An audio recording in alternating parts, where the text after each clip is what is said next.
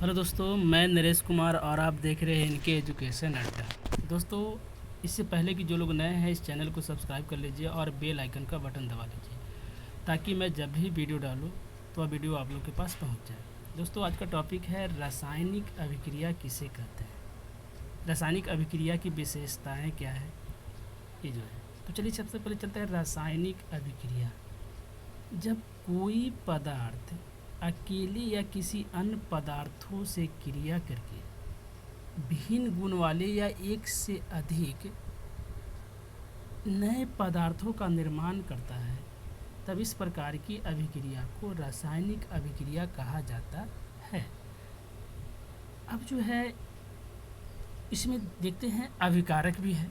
तो अभिकारक किसे कहेंगे, प्रतिफल किसे कहेंगे। तो वैसे पदार्थ जो रासायनिक अभिक्रिया में भाग लेकर नए पदार्थ का निर्माण करता है अभिकारक कहलाता है। जैसे देख लेते हैं हाइड्रोजन प्लस क्लोरीन जो अभिक्रिया करती है अर्थात H2 प्लस Cl2, तो ये दोनों अभिक्रिया करके HCl का निर्माण करती है। तो इसमें तीर चिन्ह के जो बाएं तरफ के पदार्थ जो है वो अभिकारक है। तो तीर चिन्ह के बाएं तरफ पदार्थ जो है H2 और Cl2 है, ये दोनों क्या है, अभिकारक है। अब उसके बाद देखते हैं प्रतिफल। तो प्रतिफल किसे कहते हैं, जब पदार्थ रासायनिक अभिक्रिया में भाग लेता है तो रासायनिक अभिक्रिया के फलस्वरूप बने नए पदार्थ को प्रतिफल कहा जाता है। अर्थात तीर चिन्ह के दाहिने तरफ के पदार्थ को प्रतिफल कहेंगे। जैसे CaCO3 ये टूटकर जो है CaO और CO2 का निर्माण करते हैं। तो इसमें CaO और CO2 क्या है, प्रतिफल है जो तीर चिन्ह के दाहिने तरफ है।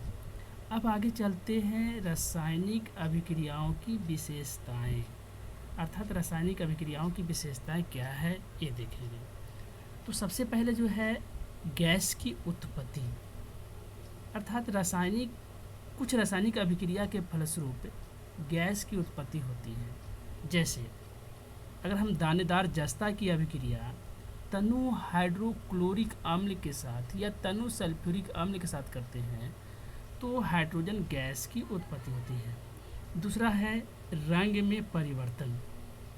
तो कुछ रासायनिक अभिक्रियाओं के फलस्वरूप रंग में परिवर्तन भी होता है। जैसे अगर हम पोटेशियम डाइक्रोमेट की अम्लीय विलयन का रंग जो है नारंगी होता है, लेकिन इसमें सल्फर डाइऑक्साइड गैस प्रवाहित किया जाए तो विलयन का रंग नारंगी से हरा हो जाता है। आगे जो है ताप में परिवर्तन। कुछ रासायनिक अभिक्रियाओं के फलस्वरूप ताप में परिवर्तन भी होता है। जैसे देख लेते हैं अगर हम कली चूना के एक ढेले पर जल गिराया जाता है तो पर्याप्त मात्रा में ऊष्मा उत्पन्न जिससे उसका ताप क्या होता है, बढ़ जाता है। अर्थात चूना को जैसे हम पानी में डालेंगे तो वह पानी जो खौलने लगता है तो उसमें क्या होती है कि ऊष्मा की मात्रा जो है ज़्यादा हो जाती है जिससे उसका टेम्परेचर क्या होता है, बढ़ जाता है। इसलिए उसके टेम्परेचर में जो है परिवर्तन हुआ। आगे है ऊष्माक्षेपी अभिक्रिया। तो इसमें देखेंगे ऊष्माक्षेपी अभिक्रिया जो है इसी बीच में आ जाता है ताप में परिवर्तन के बारे में। जैसे वैसे रासायनिक अभिक्रिया जिसमें अभिक्रिया के दौरान ऊष्मा उत्पन्न होती है उसे ऊष्माक्षेपी अभिक्रिया या केवल ऊष्माक्षेपी भी कहा जाता है। जैसे कली चूना पर जल गिराते हैं तो उसमें ऊष्मा उत्पन्न होती है, इसलिए क्या हुआ, ये ऊष्माक्षेपी अभिक्रिया हुआ। उसके बाद है ऊष्माशोषी अभिक्रिया।